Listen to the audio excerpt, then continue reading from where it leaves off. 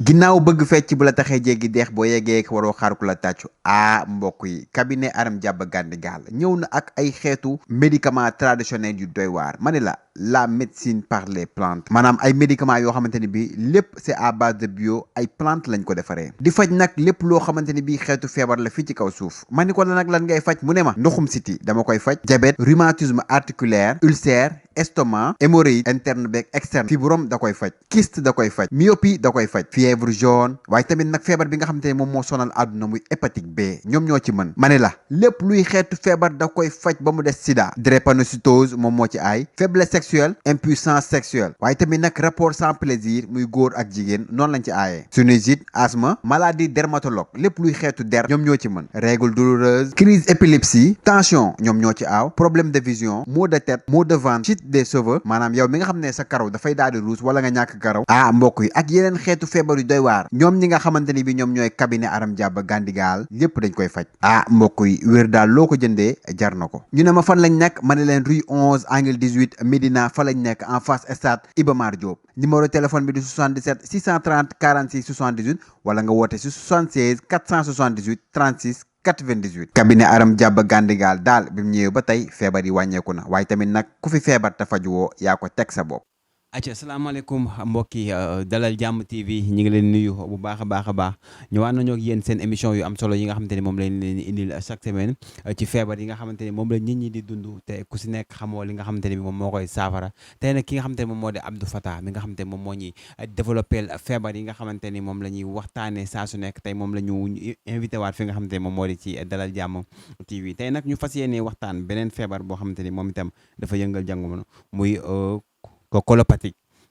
nag nekk na feebar boo xam ne ñu bëri xamuñu ko waaye moom mi nga xam ne moom mooy Abdou Fatah dañu ko tojal li nga xam ne moom moo di feebar yi nañ ko bàyyi rek mu daal nuyoo ñu dugg ak moom ci waxtaan bi laaj ko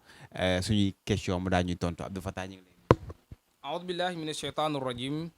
bismillahi arrahmani arrahim subhanaka la ilma lana illa ma allamtana innaka anta al alimul hakim asalaamaaleykum mbokki àdduna asalaamaaleykum mbokki bitim réew asalaamaaleykum mbokki Sénégal waa Junior ñu ngi lay fay ñu ngi nuyu ñëpp di ñaanal ñëpp jàmm comme ni ñu ko daan defee di ñaanal ñi nga xam ne ñoo ñuy bàyyi xel ci dalal jàmm TV ñu man di abonné di ñu mën a dooleel tamit di ñaan képp kuy seetaan vidéo bi nga mën a abonné commentaire comme noonu Junior kon ñu ngi lay delloo kàddu gi. mu mel ni dafa am benn changement boo xamante ne dafa am ci li nga xamante ne bi moom moo di heure yi ngeen daan liggéey ak changement bi est-ce que mën nga ñu see ñëwal. waaw changement bi boo xoolee ñu ngi doon liggéey Dakar samedi dimanche lundi yeneen jours yi ñu ngi ko doon nekk Touba ak Diourbel waaye léegi ñu ngi liggéey Dakar samedi dimanche lundi mardi ba mercredi jeudi yi lañ dul liggéey Dakar ak vendredi waaye léegi kon ñu ngi doon départ 10h waaye léegi ñu ngi départ 9h ba 18h kon loolu mooy li nga xam ne moo yokkaati liggéey bi waaye nag fi ñu nekkoon ba léegi ñu ngi fi muy Médina rue 11 angle 18 en face stade bi fi ñu mas a nekk ba léegi moom ñu ngi fi waaye nag heure yi ak jours yi ñoom ñoo changé waaw. sëñ bi Abdou Fatah ñu ngi lay nuyu ñoom tamit ziar la bu baax a baax a baax dégg nañ li nga xamante ne moom nga ñu fi développé waaye nag dañuy dugg ci feebar bi nga xamante ne moom moo di colopathie comme ni ma ko waxee léegi colopathie Abdou Fatah mooy lan. waa Junior da ngaa laaj benn tawat ba nga xam ne tawat bu doy waar la temps yi da ngaa aay sax waaye feebar bi mooy tudd colopathie fonctionnelle la ko tubaab bi di wax. colopathie fonctionnelle boo ko déggee mooy benn butit ba nga xam ne dafa mesuré wu lu ëpp. lu maanaam dafa mesuré wu lu mu warut mesuré wa imma mu yaatuwaay bi li mu yaatu dafa ëpp loolu mooy colopathie fonctionnelle mooy sa butit bu mag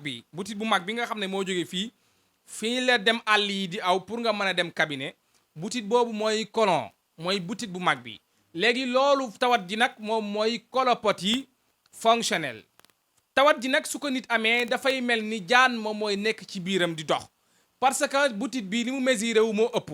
comme li mu waroon a mesuré wu su fekkee dafa war a mesuré wu lu toll ni sama loxo mesuré wu lu ëpp loolu dafay toog ci biir bi looloo waral biir bi dafay def air bu ci bëri da ngay gis ne ki amee colopathie du mën a tee njàpp lu ci bëri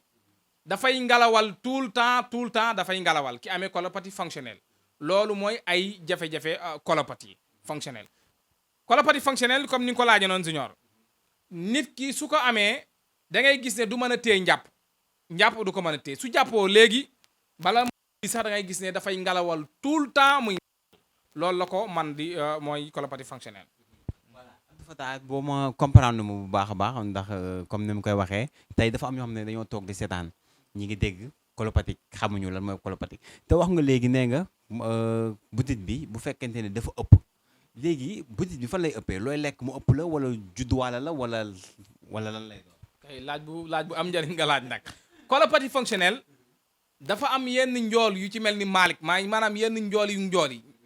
ñoom pour ñu am colopathie dafay yomb. colopathie it nit ki dina ko dondu ci ay fameem héréditaire nga xam ne papa moo amee woon colopathie fonctionnelle wala yaayam mu donde ko ci ñoom mooy ñu njool yi sew yu guddi yi pour ñu amee colopathie fonctionnelle dafay yomb. nit ki nga xam ne tamit pat bu bëri lay utiliser di ko dund di ko dundee pour mu amee colopathie fonctionnelle dafay. colopathie fonctionnelle it dina manifester woo neneen ñi ci nit ki mooy ki nga xam ne da ngay gis ne dafay toog 4 jours 5 jours du dem toilette ba pare boole ko ci ngalawal lu bëri wala mu bëgg a dem toilette bu demee ba ci douche bi da ngay gis ne dafay ngalawal tout le temps loolu mooy ay signe colopathie fonctionnelle. ba tey it colopathie comme ni ma la ko waxee noonu su ko nit ki amee dafay mel ni biir bi benn genre jaan moo nekk ci biir di daw parce que butit bi li muy mesuré wu moom mooy ëpp ba tax na su waree dem cabinet dafay toog 1 semaine. te mu ngi lekk mu ngi naan mais su du mën a dem douche colopathie nag dafa am lu koy indi. loolu nag lañ bëggoon xam nag lan mooy indi colopathie ndax am na ay lekk yoo xam te ne dañuy indi. waaw bëri na ci ay lekk yuy indi colopathie fonctionnelle muy xeetu pat yi ñuy dundee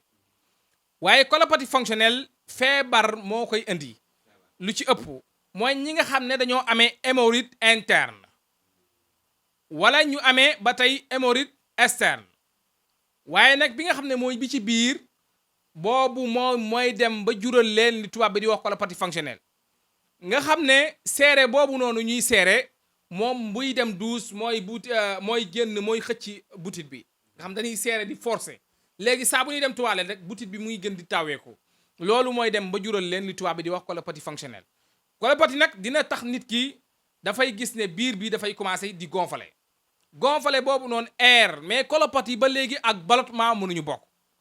colopathie feebaru butit la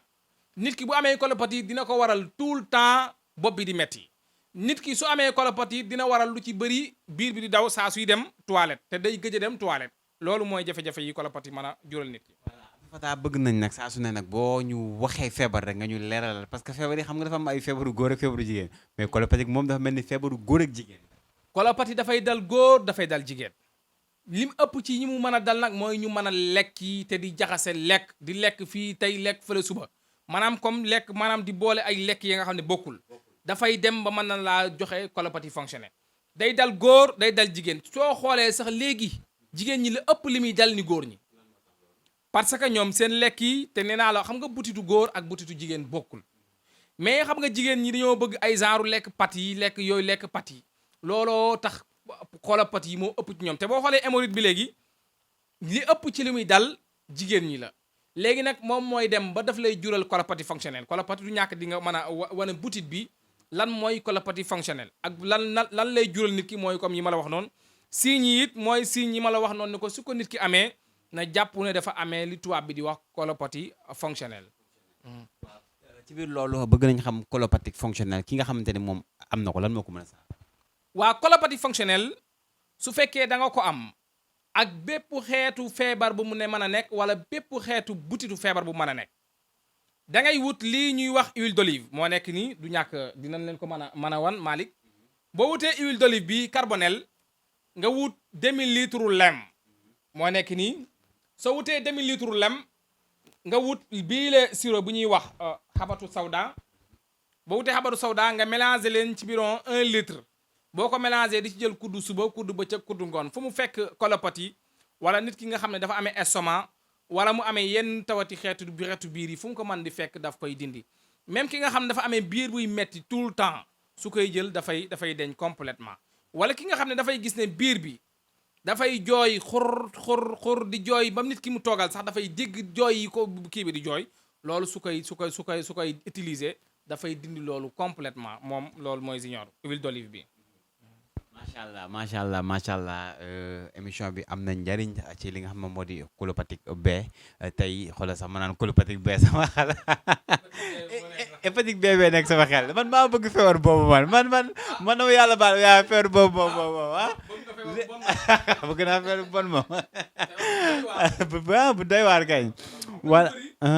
comme ni ñuy taqee ci sa loxo ñu bëri ñu yaakaar ne sax hépatique B rek la ñuy faj parce que boo xoolee liñ ciy wax mooy li nga xam ne mooy li ëpp